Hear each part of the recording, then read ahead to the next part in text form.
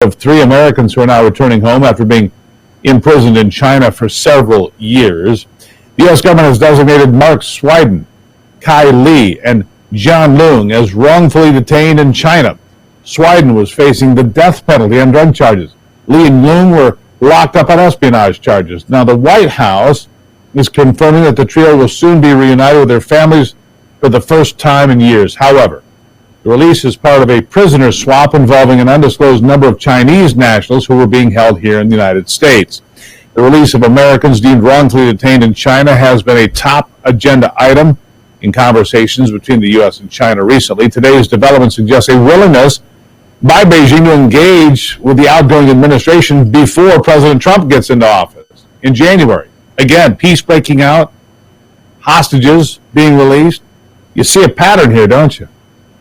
President Trump also reportedly considering retired General Keith Kellogg to serve as a special envoy for the war between Russia and Ukraine.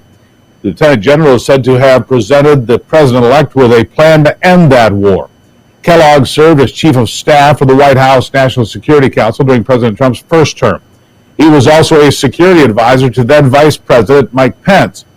General Kellogg's plan reportedly includes freezing the battle lines right where they are and forcing both sides to the negotiating table. At this point, there's no envoy for the conflict, but President Trump is expected to create the position in an attempt to realize his campaign promise of ending that war.